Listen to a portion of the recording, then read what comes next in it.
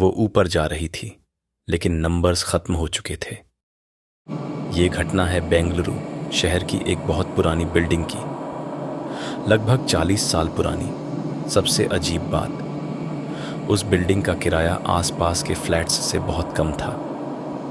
उसी वजह से दो लड़कियों ने वहां फ्लैट ले लिया, पूजा और नेहा। दोनों वर्किंग थीं। उन्होंने कोई हिस्ट्री नहीं पूछी, बस इतना सोचा, बिल्डिंग पुरानी है। पहले कुछ दिन सब नॉर्मल लगा। नेहा और पूजा उसी बिल्डिंग में रोज की तरह अपनी जिंदगी जी रही थी। ना कोई अजीब आवाज, ना कोई डर, बस एक पुरानी बिल्डिंग। लेकिन एक रात सब बदल गया। उस दिन पूजा घर पर नहीं थी और नेहा की लेट नाइट शिफ्ट थी। वो काफ़ी थकी हुई थी, सीढ़ियाँ चढ़ने की ताकत नहीं बची थी, इसलिए उसने लिफ्ट लेने का फैसला किया। उसने नीचे खड़े होकर लिफ्ट का बटन दबाया। कुछ सेकंड्स बाद लिफ्ट आई, दरवाज़ा खुला। नेहा अंदर गई और अपने फ्लोर का बटन दबाया। दरवाज़ा बंद हुआ, लिफ्ट चल पड़ी। शुरुआत में सब कुछ नॉर्मल था, लेकिन कुछ ही देर बाद नेहा को अजीब सा फील होने लगा। उसे लगा लिफ्ट ऊपर ही ऊपर जा रही है। उसने सामने लगे फ्लोर इंडिकेटर की तरफ देखा। नंबर्स बदल रहे थे। बिल्डिंग सिर्फ 7 फ्लोर की थी, लेकिन लिफ्ट ऊपर जा रही थी।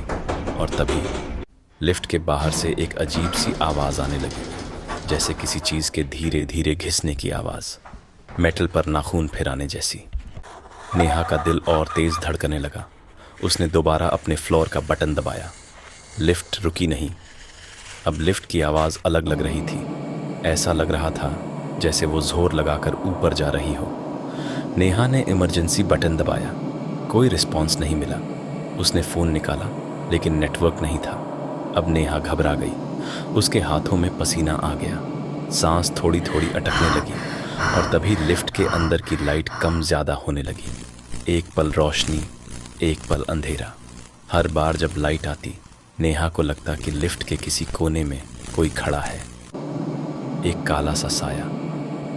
और हर बार लाइट आने पर उसे ऐसा लगता जैसे उसके पीछे कोई अजीब सी आवाज़ निकाल रहा हो, बहुत धीमी लेकिन बहुत पास से।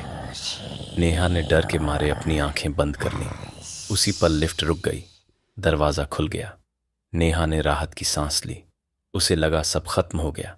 उसने बाहर कदम रखा और तभी उसे ऐसा लगा जैसे किसी ने उसका पैर पीछे से जोर से पकड़ लिया हो। वो लड़खड़ा गई। पीछे मुड़कर देखा, कोई नहीं था, लेकिन दरवाज़ा तेज़ी से बंद हो गया और लिफ्ट फिर से चल पड़ी, इस बार नीचे की तरफ, बहुत तेज़। नेहा के पेट में अचानक खालीपन फैल गया। उसकी छाती भारी हो गई। उसे लगा जैसे उसका दिल सीने से निकलकर गले तक आ गया हो। नेहा चिल्लाई, बटन दबाती रही। लिफ्ट नहीं रुकी। लाइट फिर से झपकने लगी। अब हर बार जब लाइट आती, स्क्रैचिंग की आवाज़ और तेज़ सुनाई दे रही थी। और इस बार वो काला साया कोने में नहीं था, वो उसके बिल्कुल पास था, बिल्कुल पास। लिफ्ट नीचे जाती रही। फ्लोर नंबर्स तेज़ी से बदलते गए, 7, 6, 5, लेकिन लिफ्ट रुकी नहीं। नंबर्स खत्म हो गए। फिर भी लिफ्ट चलती रही, नीचे और नीचे। अगली सुबह नेहा काम पर नहीं पहुंची। उसका फ़ोन बंद था। जब पूजा और कुछ नेबर्स ने यूज़ बिल्डिंग में ढूंढा तो लिफ्ट ग्राउंड फ्लोर पर खुली खड़ी थी। अंदर कोई नहीं था, पर नेहा कहीं नहीं मिली। लेकिन उसी दिन से बिल्डिंग में एक बात सब नोटिस करने लगे। लिफ्ट कभी कभी बिना बुलाए 7वें फ्लोर पर रुक जाती है। दरवाज़ा खुलता है, कुछ सेकंड्स खुला रहता है और फिर अपने आप बंद हो जाता है। और आज भी अगर कोई देर रात उस लिफ्ट में जाता है तो नीचे उतरते समय उसे ऐसा लगता है जैसे कोई उसके पीछे खड़ा है।